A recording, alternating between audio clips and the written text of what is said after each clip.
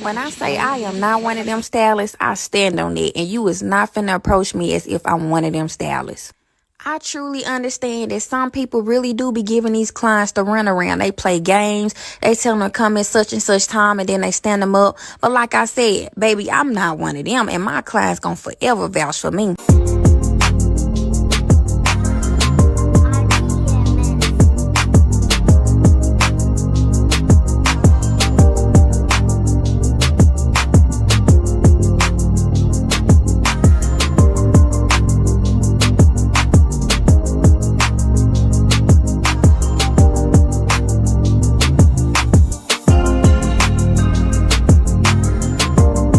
On April 4th, 2023, at 3:20 a.m., a vehicle was leaving Magic City, a popular club in Atlanta.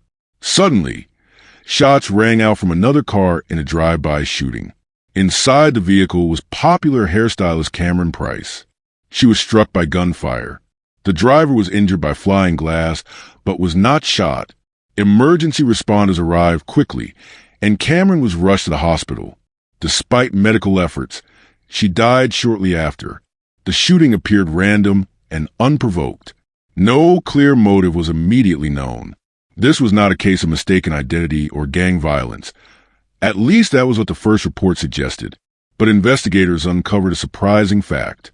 The man suspected of shooting Camryn was already behind bars at the time of her death. Jacori Echols, 22, was in prison serving time for probation violation linked to a prior identity fraud case. This fact raised many questions. How could a prisoner be responsible for shooting in the city? Was this a case of someone ordering the attack from prison? Was there more behind the scenes? If you're captivated by real crime stories that peel back the layers of truth, make sure to hit that subscribe button. Your support means the world to us as we uncover real cases, raise awareness, and give a voice to the voiceless. Before we dive into today's story, we want to hear from you. Where are you tuning in from? And how do you feel as the story unfolds? Welcome to Deadly Crime Unmasked, the show where we expose the shocking crimes that rip through communities and the chilling secrets lurking behind closed doors.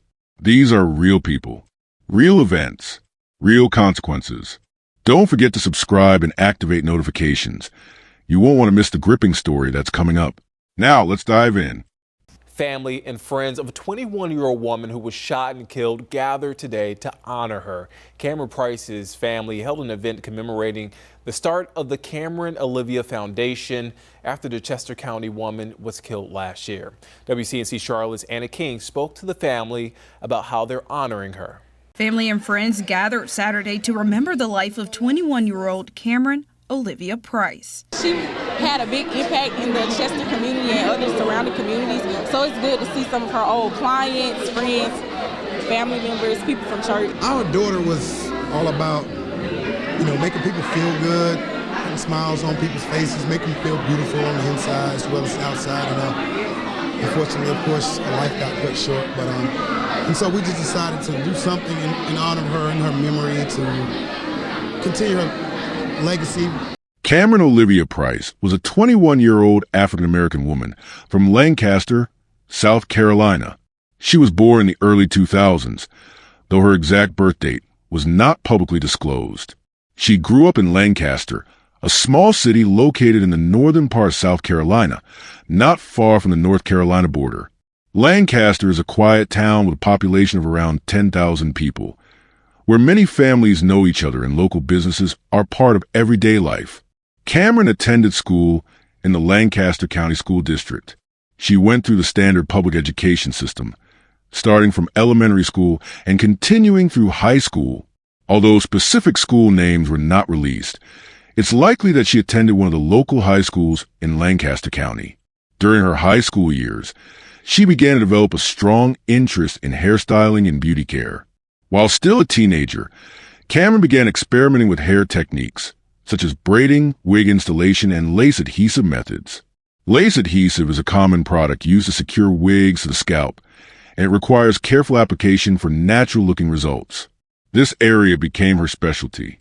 She started practicing on herself and friends, using tools, glue, and synthetic hair to develop her skills. She often shared her results on social media, gradually gaining attention for her precision and creativity. After high school, Camryn did not follow the traditional path of attending a four-year college. Instead, she decided to enter the workforce and build a career in the beauty industry. She identified hairstyling and wig installation as a growing niche that could offer financial independence without requiring a college degree. She became more serious about growing her own business brand and started to invest in hair supplies, professional-grade tools, and marketing materials. Camryn did not grow up in isolation. She was part of a family unit that recognized her potential from a young age. Family members reported that Camryn was always focused and driven. Even before she finished high school, she had already developed an interest in hairstyling. Rather than viewing it as a hobby, Camryn treated it like a business. Her family took note of her efforts and supported her with encouragement and basic resources to help her improve her skills. Family members also describe her as someone who was willing to take constructive feedback. Whenever she had challenges, either with business or logistics, she would consult her parents or older relatives for guidance. She was not too proud to ask for advice or help. This made her stand out as someone who blended youthful ambition with mature decision-making. Her relatives appreciated this quality and made deliberate efforts to invest in her goals. Camryn was known in her town for being independent and career-focused. She often traveled to larger cities for business, and one of her main destinations was Atlanta, Georgia. Atlanta is a major hub for the beauty, entertainment, and fashion industries, especially among African-American communities. It also offers a large customer base and networking opportunities for hairstylists, makeup artists, and entrepreneurs in the beauty space. Camryn traveled to Atlanta regularly, not just for fun, but for business purposes. She booked hair appointments, attended industry events, and collaborated with other stylists and content creators in the area. She promoted her work through platforms like Instagram and TikTok, which helped her connect with a broader audience beyond Lancaster. Some of her videos showed before and after transformations using lace wigs and adhesive techniques. These videos attracted followers and customers who wanted the same results. As her popularity grew, Camryn began to make long-term plans for expansion. She spoke with friends and family about opening her own beauty salon in the future. This salon would focus on wig installations, hair maintenance, and providing quality service to women looking for both beauty and confidence. She wanted the salon to be based in Atlanta, where demand was higher and the potential for growth was greater. Camryn did not officially relocate to Atlanta, but she spent more and more time there. She often stayed with friends, rented spaces short-term, or traveled back and forth between Lancaster and Atlanta, depending on her schedule. She treated Atlanta as a business base while still maintaining ties to her hometown. Throughout her short career, she gained a reputation for being reliable and skilled in her craft. Customers praised her for showing up on time, offering consistent results, and delivering services that matched what she advertised online. Her lace adhesive work, in particular, was often described as clean, long-lasting, and natural-looking, qualities that are highly valued in the wig and beauty market. By the time she turned 21, Camryn had developed a loyal customer base and had reached the early stages of establishing her beauty brand. She was on track to become one of the rising entrepreneurs in her industry, especially among young Black women looking to build beauty businesses from the ground up. Her presence in Atlanta was not a random choice. It was a calculated move to grow her brand and reach a larger audience. She wasn't just a traveler or a tourist in the city. She was building something with intention. Her activities in Atlanta were tied to appointments, collaborations, marketing efforts, and business strategy. Camryn was focused on turning her skills into a full-time profession with long-term potential. Camryn explored business registration processes and local property listings. She researched licensing requirements and budget estimates. She studied other successful beauty business models and took notes on what made them work. She planned to name her salon after herself and wanted the branding to reflect professionalism and high-end service. Her idea was to create a safe and modern space where customers could receive hair services and learn how to care for their wigs and natural hair at home. To finance her goals, Camryn managed her income carefully.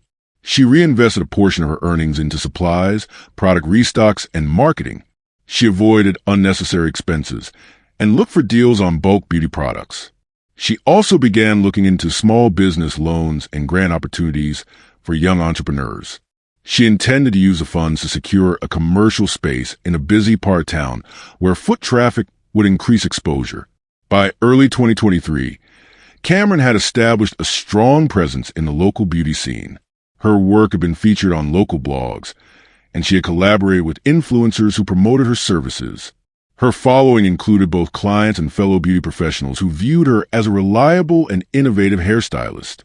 She was known for being punctual, detail-oriented, and skilled in multiple hair textures. As a result, she had repeat clients and received frequent referrals. On the morning of Tuesday, April 4th, 2023, a violent shooting occurred in downtown Atlanta, Georgia. The time was around 3:20 a.m. The location was just outside the Magic City Strip Club, near the intersection of Pryor Street and Fulton Street Southwest. Magic City is a popular club known for its late-night activity. At that hour, many people were still in the area, either leaving the club or waiting in nearby cars. Camryn Olivia Price was among the crowd. She was in Atlanta that night for business and social events.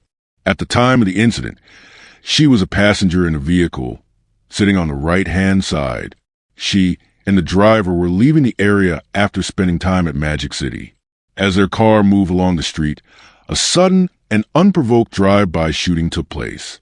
Another vehicle pulled up near them and began firing without warning. The shots were fired quickly, and there was no clear reason or argument leading up to the attack. No known confrontation happened before the shooting. Multiple rounds were fired from a moving vehicle. At least one of those bullets hit Camryn.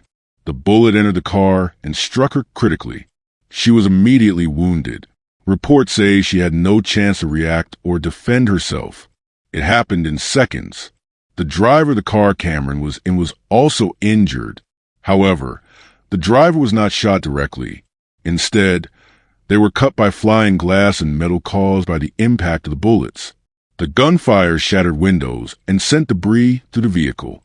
The driver suffered minor injuries from the broken glass and shrapnel, but remained conscious and was able to get help.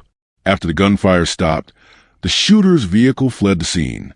It is unclear how many people were inside the suspect's vehicle, and no license plate was publicly confirmed at that time.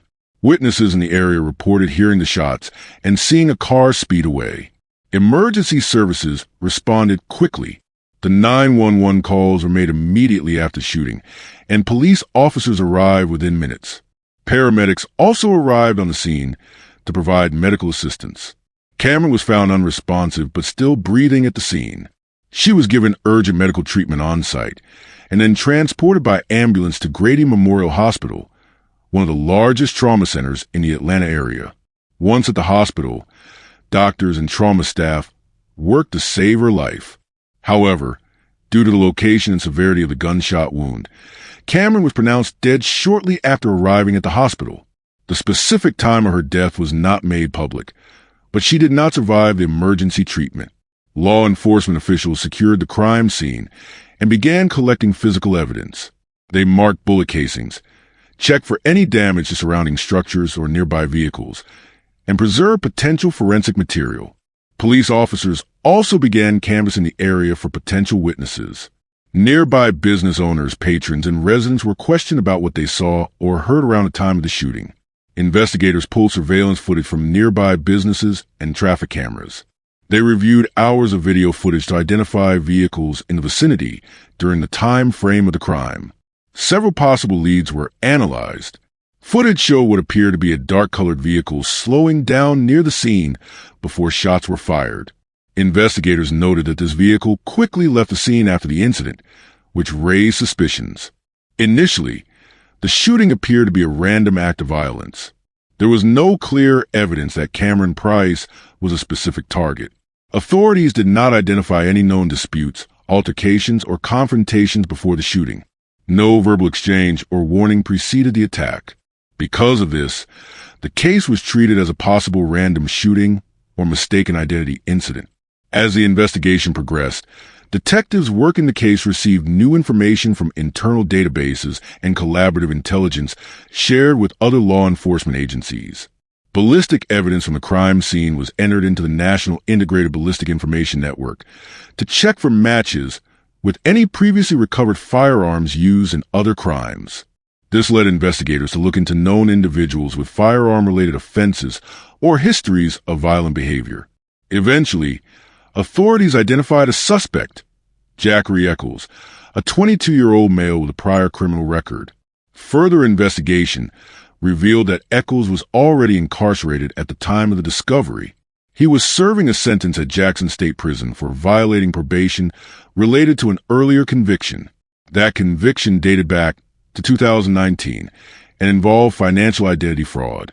Echols' name surfaced after a combination of forensic evidence, surveillance review, and confidential tips pointed to his possible involvement.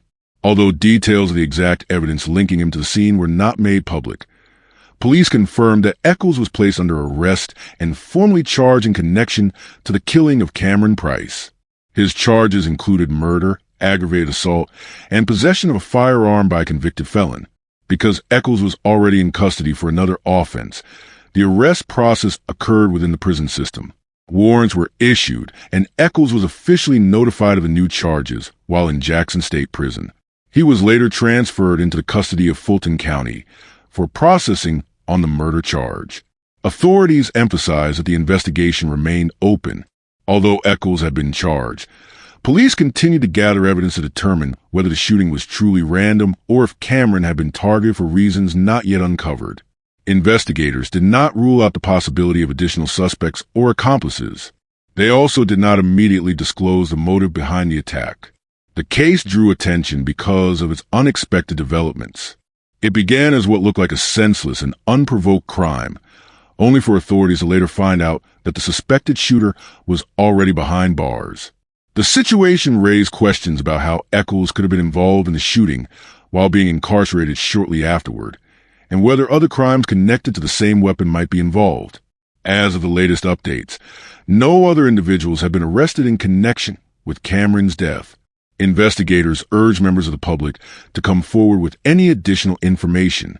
Crime Stoppers Atlanta offer rewards for tips that could lead to further arrests or clarify the motive behind the shooting. Following the death of Camryn Price, law enforcement officials promptly contacted her family to inform them of the incident, that Camryn had been fatally shot in a drive-by shooting near Magic City in Atlanta during the early morning hours. Upon receiving the official report of her death, the family began cooperating with investigators. They were briefed on the investigation status and informed about the evidence being reviewed, including surveillance footage and witness statements. Authorities later arrested Jacori Echols, a 22-year-old suspect who was already incarcerated for a separate crime involving identity fraud. He was formally charged with murder and illegal firearm possession. The Price family issued a public statement calling for justice and transparency in the case. They asked for a thorough investigation to determine all responsible parties. According to reports, they have attended several meetings with legal representatives and police officials to stay updated on case progress. The family expressed their expectation that the justice system would follow through with full legal accountability. As the legal process unfolded, the family chose to establish a foundation in Camryn's name. The organization is formally known as the Camryn Olivia Price Foundation. Its mission is to support young women who are interested in pursuing careers in the beauty industry. The foundation was registered and publicly launched within months after Camryn's death. It was created to serve as a platform to continue what Camryn had started during her life, a growing career in hairstyling and entrepreneurship. The foundation's core focus includes awarding scholarships, providing mentorship programs, and offering beauty-related supplies to aspiring hairstylists and cosmetology students. The foundation also provides educational workshops related to small business management, salon ownership, and digital marketing for personal brands in the beauty field. According to their official website and public statements, eligibility for scholarships is determined based on the applicant's financial need, passion for beauty work, and career goals. In addition to scholarships, the foundation runs seasonal donation drives to collect hair products and professional tools, which are then distributed to students enrolled in cosmetology training programs. The organization has received support from several local businesses and beauty professionals. It has formed partnerships with community colleges and vocational programs to identify and support candidates with potential. The Price family has organized multiple public events through the foundation, including a youth beauty summit, hands-on styling workshops, and community education programs focused on personal development and entrepreneurship. These events have been held in both Lancaster, South Carolina, and in Atlanta, Georgia, to reflect Camryn's connection to both places. In the months following Camryn's death, several community members, friends, and fellow hairstylists organized vigils and memorials. These gatherings were used as moments of reflection and public calls for safety in nightlife areas. Some events were held at local parks, while others took place in salons and schools. During these events, Foundation representatives shared resources with attendees, including informational flyers about career development in the beauty industry and updates about scholarship opportunities. The Price family has used their platform not only to support future beauty professionals, but also to advocate for increased awareness of gun violence and public safety. They have appeared at local forums, community safety meetings, and spoken to local media about the circumstances of Camryn's death. Their focus is on prevention, educating the public about how quickly lives can change due to violence, and emphasizing the need for conflict resolution and stricter enforcement of firearm laws. While the family has chosen not to publicly release all details of their ongoing legal involvement, they have confirmed that they continue to monitor the criminal proceedings against Jacori Echols. Legal records show that Echols remains in custody with several charges pending trial. The family's legal representatives have made it clear that they intend to follow the case to its full conclusion. The Camryn Olivia Price Foundation remains active, with new initiatives added each year to expand its reach. The family reports that they have received applications from dozens of young women interested in scholarships and mentorship programs. They have stated that the foundation will continue to grow and operate long-term, with the goal of reaching more individuals who share Camryn's professional ambitions. Through this foundation and their public advocacy, the Price family has maintained a consistent focus on community development, education, and policy awareness. Their activities are not only meant to continue Camryn's work in the beauty industry, but also to ensure her name remains linked to constructive, long-lasting impact. If this story gripped your heart and left you questioning the truth, don't forget to hit that like button and share with others who need to hear it. For more chilling true crime stories that dive deep into the mysteries behind these tragedies, make sure to subscribe to our channel and turn on the notification bell. You won't want to miss our latest updates, investigations, and thought-provoking discussions. Thank you for being part of this journey with us as we uncover the truth and seek justice. Together, we can make a difference. Stay safe, stay aware, and we'll see you in the next one.